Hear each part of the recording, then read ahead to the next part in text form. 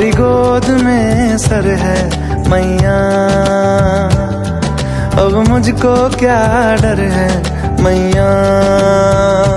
दुनिया नजरें फेरे तो फेरे, दुनिया नजरें फेरे तो फेरे, मुझ पे तेरी नजर है मैया, तेरी गोद में सर है मैया। ओम नमः सिद्धेभ्यः।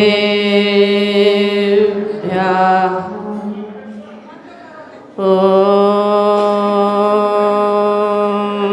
नमः सिद्धेभ्यः।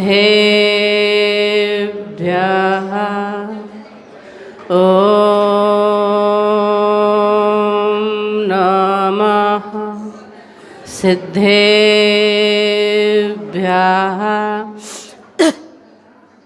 श्री विद्यासागर जी गुरुवर हमारे, संसार सिंधु के तुम हो किनारे।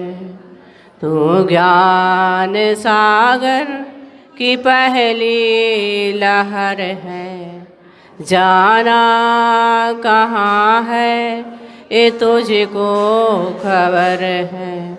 हमको भी ले चल तू उगते की मंजिल, जीवन की नैया है तेरे सहारे। श्री विद्यासागर जी गुरुवर हमारे, संसार सिंधु के तुम हो किनारे। तू बेतरागी है वैराग्यदायी, श्री जैन शासन की महिमा दिखाए। लाखों को तारा हमने पुकारा, आवाज सुन लो ए गुरुवर हमारे। श्री विद्यासागर जी गुरुवर हमारे, संसार सिंधु के तुम हो किनारे। गुरु ब्रह्मा गुरु विष्णु गुरु देवो महेश्वरः, गुरु साक्षात् परं ब्रह्म, तस्मै श्री गुरवे नमः। तस्मै श्री गुरवे नमः। बोल अनंतानंद परमेश्वर भगवान की। कुंडलपुर के अतिशयकारी बड़े बाबे का जड़ श्री आदिनाथ भगवान के, मूल नायक श्री आदिनाथ भगवान की, वर्तमान शासन एक अंतिम तीर्थंकर श्री महावीर भगवान के, संत श्रवण आचार्य गुरु विद्यासागर महाराज के, परम पूजनीय अरिका श्री गुणमती माता जी की, अहिंसामयी विश्व धर्म के, शांतिनाथ महामंडल विधान के,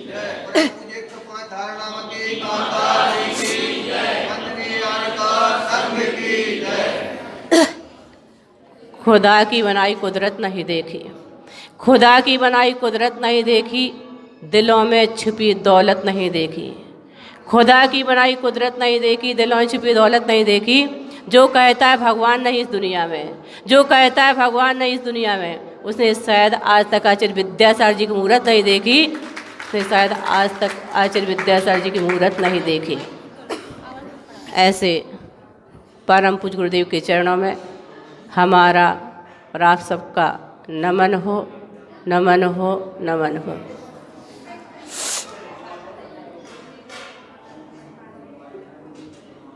परमात्मा को पाने के दो ही उपाय हैं, एक भक्ति और एक योग मार्ग अथवा ध्यान मार्ग। वर्तमान में हीन स्वयं होने के कारण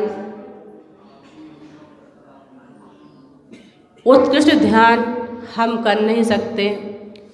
इसलिए आचार्य ने कहा है कि वर्तमान में भक्ति एक ऐसा साधन है जिसके माध्यम से हम परंपरा से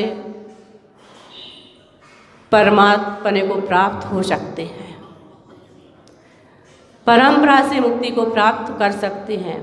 ध्यान के माध्यम से साक्षात भी मुक्ति को प्राप्त किया जा सकता है, लेकिन भक्ति के माध्यम से साक्षात नहीं, लेकिन परंपरा से मुक्ति को प्राप्त कर सकते हैं। भक्ति में बड़ी शक्ति होती है। भगवान की भक्ति करने से निधत्ति निकाच जैसे कर्मों के बंधन भी ढीले पड़ जाते हैं। जिस प्रकार से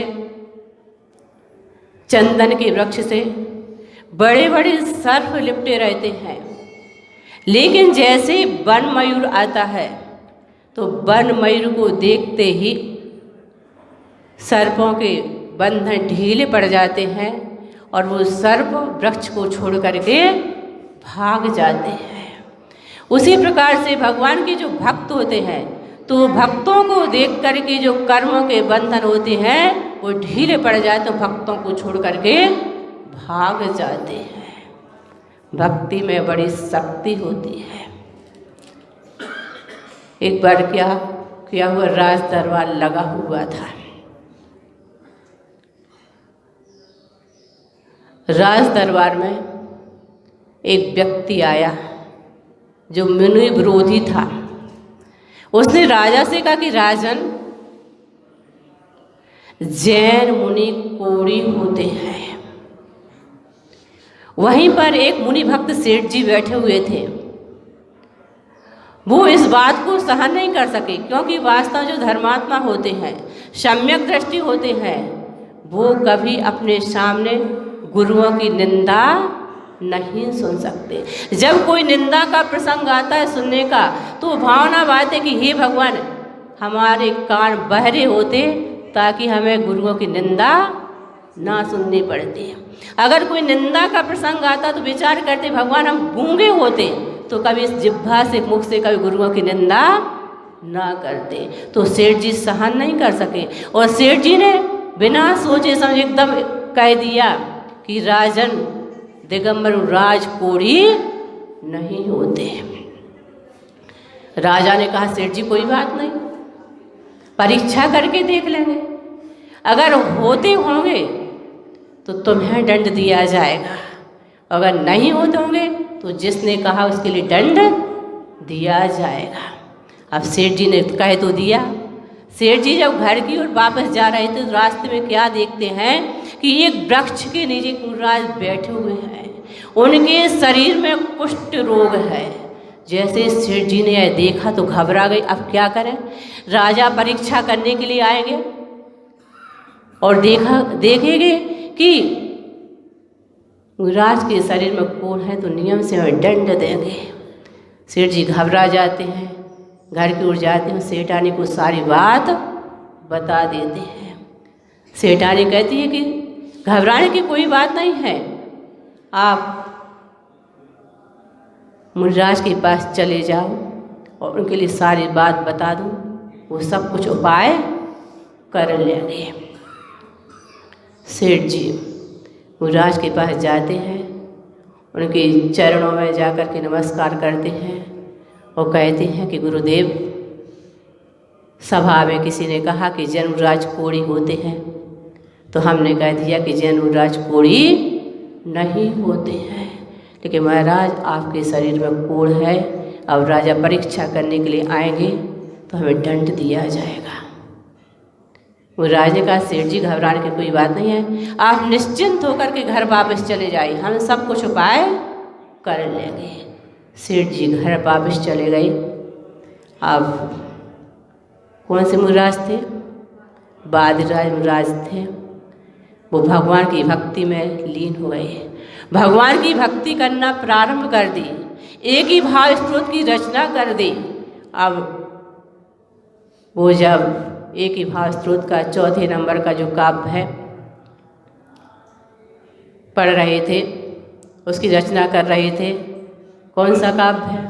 प्रागे बेह त्रिदेव भावना देशता भव्य पुण्य पृथ्वी चक्रम कनकमयतां देवनिन्ने त्वयेदं ध्यानद्वारं मम रुचिकरं शान्तिगेहं प्रविष्टत् तत् किं चित्रं जिनवपुरिदं यत् सुवर्णीकरोसि।